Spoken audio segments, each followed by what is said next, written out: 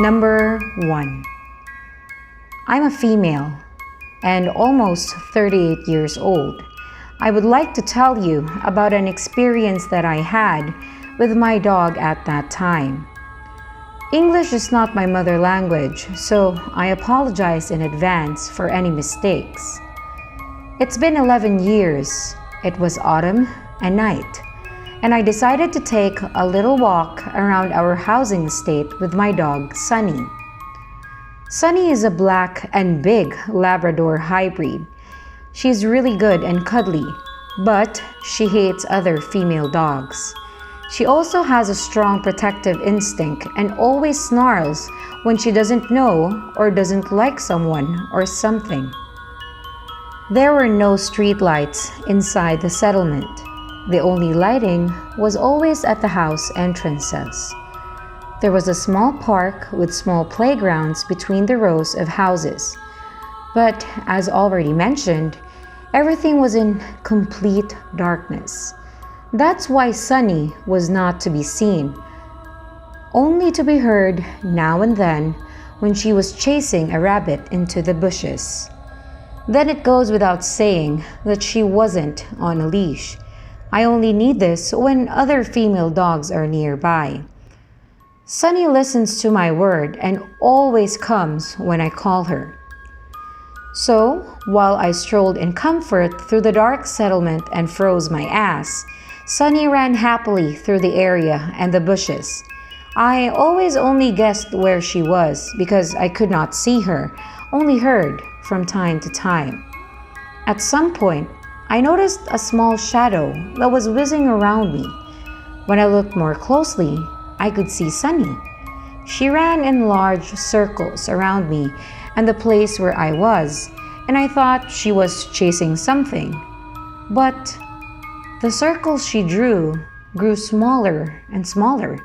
She didn't make any noise, and I went on comfortably because I thought she was having her 5 minutes. Well, that's how it's said when someone is a little bit crazy. At some point, I didn't see her anymore, but I went on knowing she would follow. Then I heard a sound, footsteps, but they weren't my own. I was startled because they were so close behind me so suddenly. So I turned around but couldn't see anything thanks to the darkness. I got nervous and called for Sunny because it could have been someone with a dog. Sunny didn't come, and I easily panicked. She suddenly stood in front of me out of nowhere and began to growl as violently as she has never done before. My blood froze because it couldn't be a good thing. And then she started walking straight ahead, growling about 2 or 3 meters, stopped, and at that moment I recognized a figure, completely in black. This person was shocked in front of Sunny and didn't move, and Sunny started barking like there was no tomorrow. The person slowly walked backwards towards the lighted house entrances. And then I saw Sunny bare teeth in front of a young man wearing a hooded sweater, and probably started to experience the same fears as I did when I noticed him, because as close as he had sneaked up on me, he couldn't have had any good intention in mind. Since it was too dark, however, he could not see Sunny, and she must have surprised him at the right moment. Sunny started to jump, and at that moment, the guy let out a scream, and you could hear something falling from his hand on the floor. He ran, and my dog followed. After I had released myself from my shocked stiffness, I called out to Sunny as loud as I could, until after a short time, she was standing in front of me again, wagging her tail. I took her on the leash, and then went on to where the guy had dropped something, and indeed, there was an arm-thick branch on the floor that he certainly didn't have with him to throw sticks. At home, it gradually dawned on me that Sunny did not have her 5 minutes when she circled me, but that she had long since noticed and kept an eye on this piece of shit to protect me. On one hand, that was creepy, but also a relief. I was, and still am grateful for this great dog, Sunny. Number 2.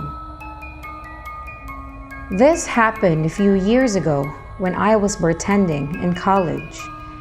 I was coming home down a stretch of divided highway at around 3 a.m. when I noticed a car heading towards me in the wrong lane. I doubted myself at first and thought the car was on the other side of the highway. Sure enough, a white Ford sedan passed me at a really high speed, at least around 90. And it's worth noting for later that I also drive a white Ford sedan.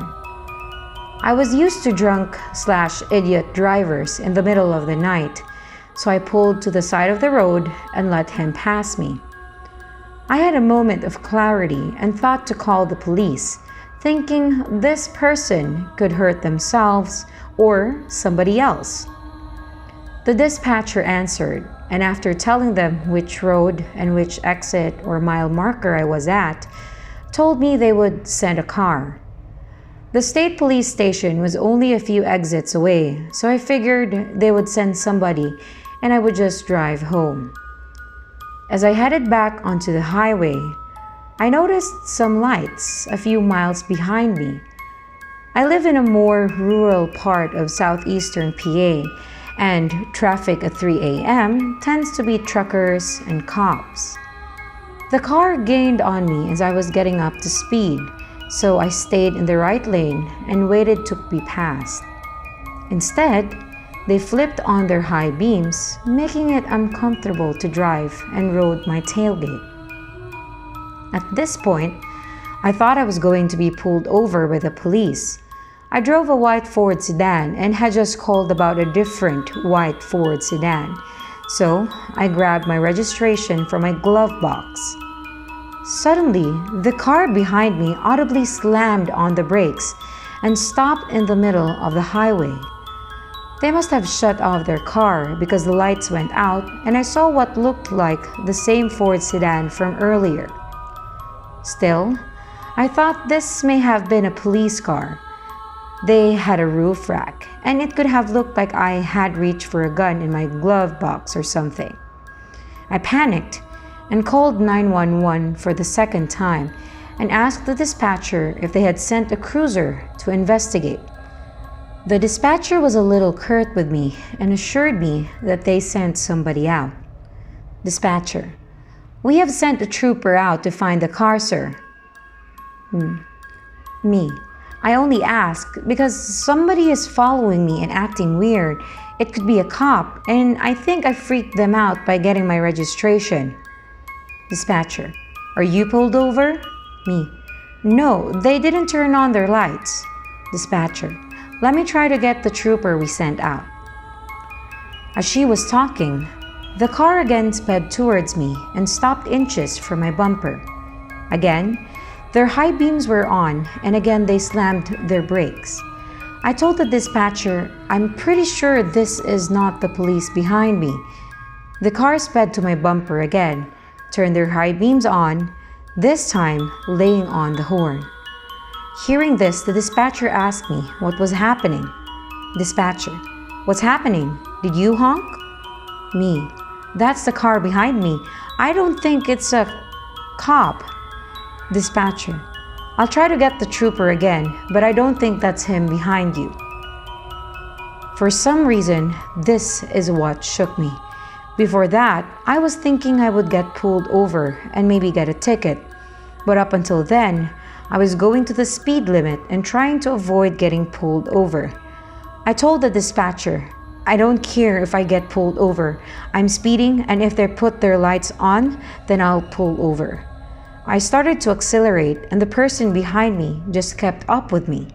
The speed limit was 55, and they kept on my bumper the entire time, but this time they were swerving.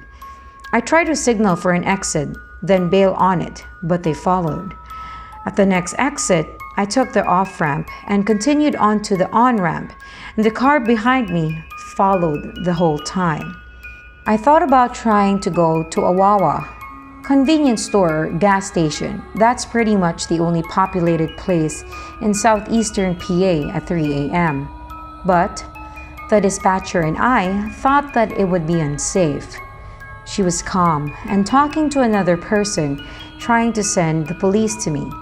The other person, maybe a supervisor, asked if I could drive to the state police station.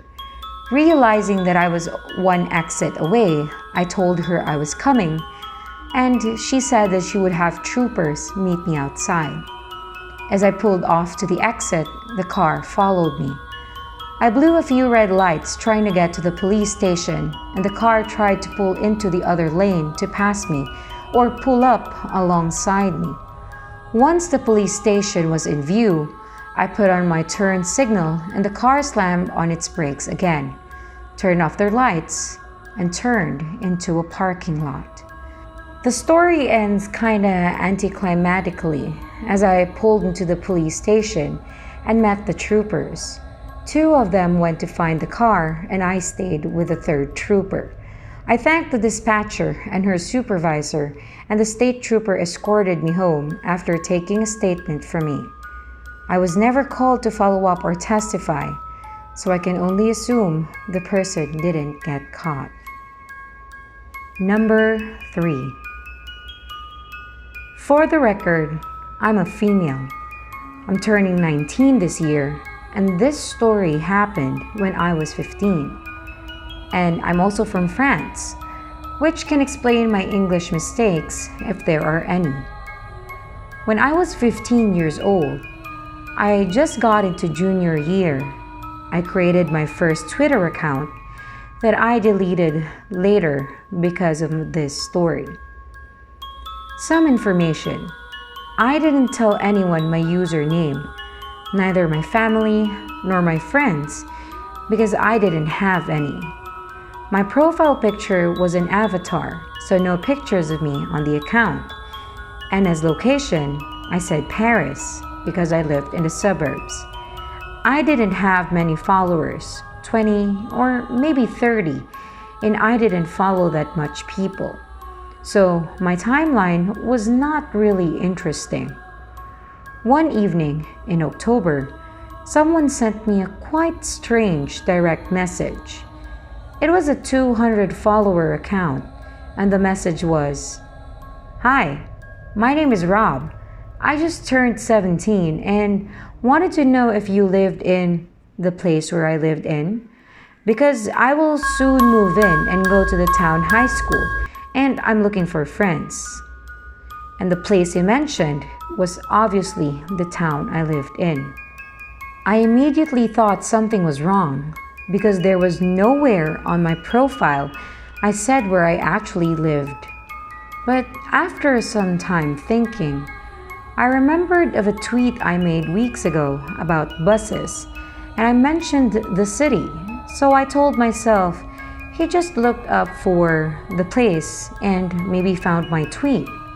His age wasn't shocking because I'm 2 years ahead of my classmates. I was bored, and as he was polite, I answered him. I told him I indeed lived in that place and go to high school there. The discussion was natural, and we talked a lot that night, mainly about high school, about the food at the cafeteria, about the teachers, that kind of thing.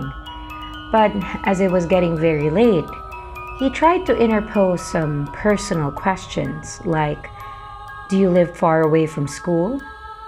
In a house or in an apartment? Do you live with both your parents? There's 5 of you? You're not often home alone, right?" I never answered because it was way too shady for me, and unfortunately, he didn't insist. Unfortunately, because if he did, I would have probably blocked him. The next day, the same thing. We talked a lot, and he was still asking personal questions, to know me better.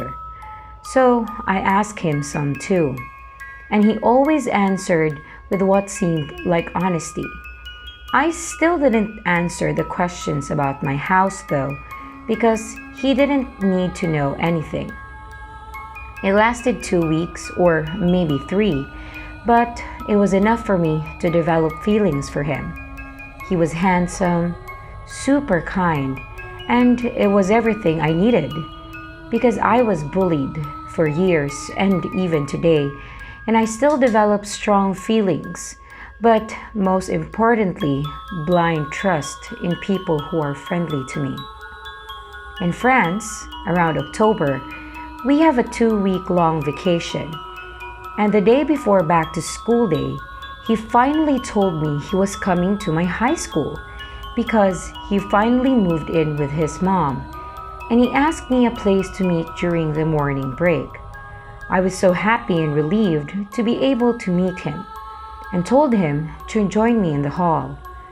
But when he understood that there would be people around, he said he would prefer an isolated place because he was afraid he would not recognize me and did not want to spend the break looking for me. It was a good excuse for me, so I told him to meet me in the 3rd floor bathroom because we weren't allowed to stay there during the breaks and no one would disturb us.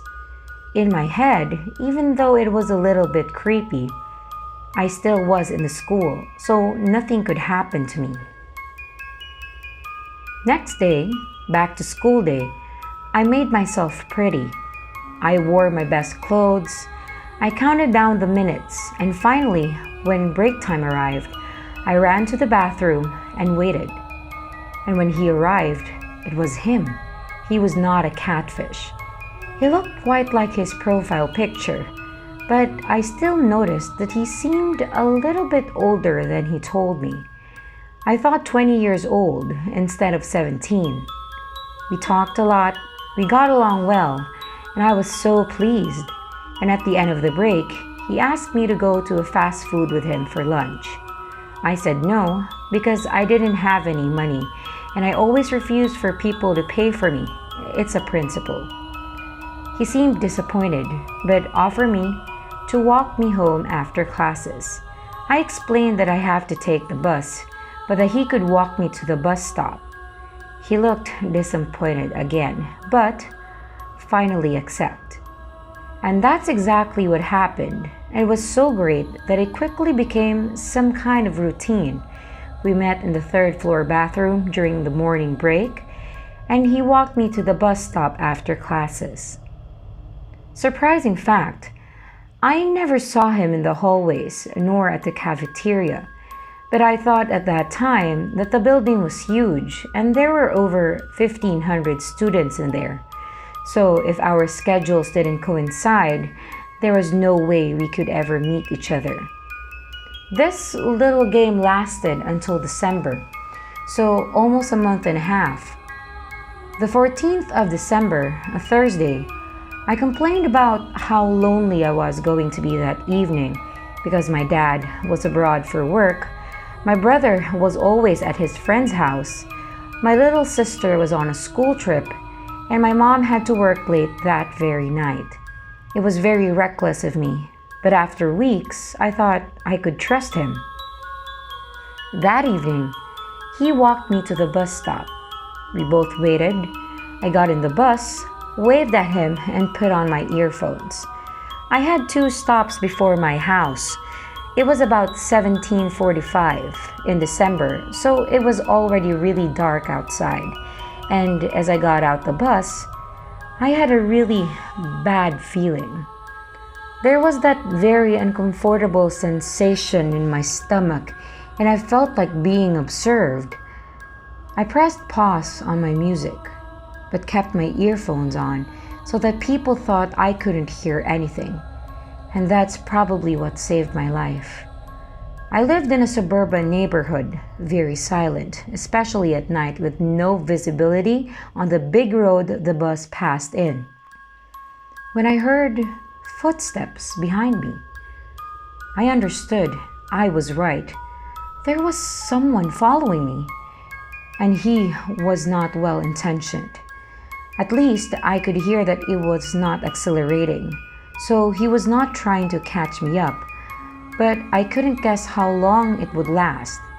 As quietly as possible, I tried to reach for my keys in my pocket, and when I finally pulled them out, I ran as fast as I could, the best sprint of my life. I don't know how it worked, but I managed to open and close the door before he could reach me, and then deactivated my alarm, which, by the way, confirmed that I was home alone, and took a look through the glass panel on the door. It was not a peephole, it was a whole window, so if someone wants to see what's happening inside, they can. It was Rob, a few meters away, looking at me with a really creepy face. He followed me to my home, probably with a car, and he was clearly not here for chit-chat. I still don't know why I didn't call the police. I was totally paralyzed. We both stared at each other for a minute, and when I took back control over my body, I ran in the kitchen to get a knife and got back to the door. He was there too, banging against the door. I feared for a second that the glass would break, but it didn't happen. That moment when I was pushing against the door, praying for it not to break while he was kicking harder and harder, it was the longest I've ever experienced.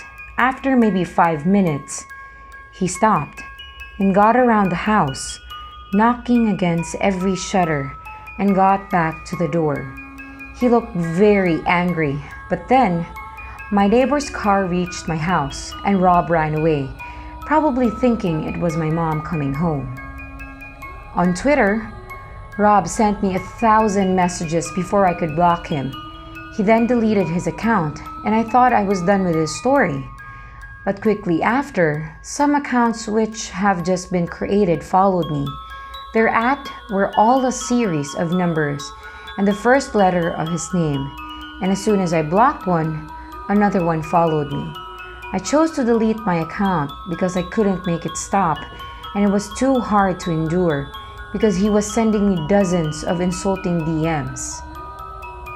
Later, I talked to the people who were supposed to be Rob's classmates because I haven't met him again in days, but not a single one ever heard about our Rob. This guy was never a student in my high school. That's why I've never met him apart from our daily meetings, and that's probably why he seemed so old. I never heard about him anymore, and I'm still asking myself, what did he want? And what could have happened that night?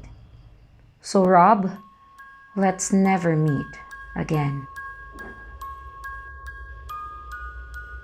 Number 4. A few years ago, when I was 17, and just to mention, I'm also a male, I was at a county fair. It was around 11 at night, and I was standing with my friends, talking and eating. To understand what happened next, you have to understand it was very crowded and loud. An older man approached me and told me a lady needed my help, and I moved away from my friends to try to hear what he was saying. We were near one of those exits to the parking lot. The man walked me to the exit, but I wouldn't exit with him. The whole parking lot was dark, packed full of cars, and there were no people out there. He was pointing out in the parking lot and trying to rush me, frantically saying, "She's over there. Hurry, she needs your help." I kept asking, "Where? I don't see anyone." I couldn't even see far because all the large trucks and vans blocked the view of the whole lot. The man said, "She's behind that car," and started pulling my arm. I wouldn't let him pull me and said, "No, I can't see anyone." Then he pointed off in the opposite direction of the parking lot and said, "Over there." I looked, and the only person I could see off in the distance was someone pushing a big cart with trash bins in it. And I said, "That's someone who works here." Then I walked away from him really fast and went back into the fair. My friends were asking where the heck I went. They didn't even see me leave. When I told them, everyone was tripping out that I almost got kidnapped.